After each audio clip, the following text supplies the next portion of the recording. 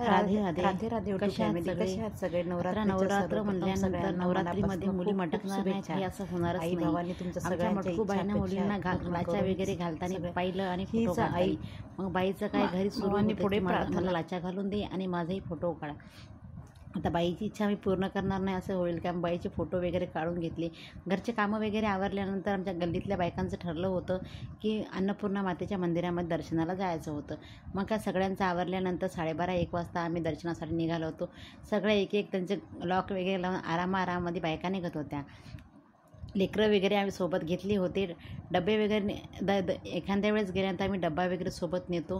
पण आज मंगळवारी कसं असते, अन्नपूर्णा मातेच्या मंदिरामध्ये भंडारा असतो.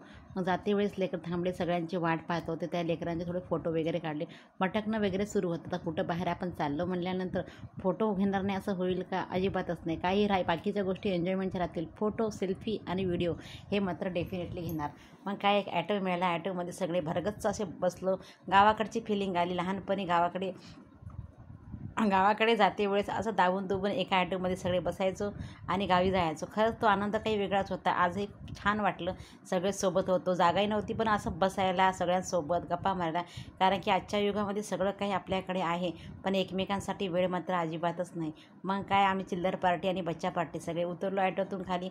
वातावरण हे खूप चांगलं होतं. अन्नपूर्णा मातेच्या मंदिरामध्ये आलो होतो. सजावट खूप छान केली होती मंदिरामध्ये. नवरात्रमध्ये वगैरे तर बाप्पा काही सांगायचा विषय तो माहोल, तो देवीचं एकदम आनंदी वातावरण ते वेगळंच राहतं. आता बऱ्याच जण याच्यामध्ये उपवास वगैरे त्याच भंडारा होता. डबा वगैरे काही घेतलाच नाही. मंदिरामध्ये आल्यानंतर आमचे लेकरं इकडं तिकडं पळणं सुरू होते. पाहू शकता खूप गर्दी खूप होती. आणि आम्ही कालच्या दिवशी मंगळवार होता म्हणून गेलो होतो पण बुधवार म्हणजे आजच्या दिवशी व्हिडिओ लेट अपलोड केलेला आहे. आजच्या दिवशी अन्नपूर्णा मातेची स्थापना झालेली. आज स्थापनेचा दिवस होता. आज स्थापनेचा दिवस आहे बुधवारचा 24 सप्टेंबरला स्थापना दिवस म्हणजे प्रत्येक वर्षी साजरा केला जातो अन्नपूर्णा मातेच्या मंदिरामध्ये. मग पाहू शकता खूप गर्दी होती मंदिरामध्ये. आणि महाप्रसादाची लाईन तर खूप मोठी लागली होती. मग गेल्यानंतर लेकरांना वगैरे जवळ घेऊन अन्नपूर्णा मातेचं दर्शन घेतलं. हळदी कुंकू वगैरे वाहिलं आणि वाहिल्यानंतर लेकरांचं तर काही सांगायचं काम नाही. आमची चिल्लर पार्टी जिथं नाही मिळत जाते. ओळख नसली तरी कुठेही गप्पा गोष्टी करतात. इथे पाहू शकता सासूबाई आणि आम्ही सगळ्यांनी दर्शन घेतलं. अन्नपूर्णा मातेचं दर्शन घेतलं. अन्नपूर्णा मातेच्या घटस्थापना झाली. त्या घटाचंही आम्ही दर्शन घेतलेलं होतं. सगळ्यांना सुख आणि शांती समृद्धी अर्पण करावी आणि प्रत्येक स्त्रीच्या हातामध्ये अन्नपूर्णाचं वास असावा हीच इच्छा अन्नपूर्णा मातेच्या चरणी. आणि दर्शन वगैरे झाल्यानंतर मस्त आम्ही देवीच्या मंदिराला फेरी वगैरे मारली. पाहू शकता महाप्रसादासाठी खूप मोठी रांग लागलेली होती. 12 ते 2 वाजेपर्यंत महाप्रसादाची असते. आम्ही रांगेमध्ये लागलो होतो.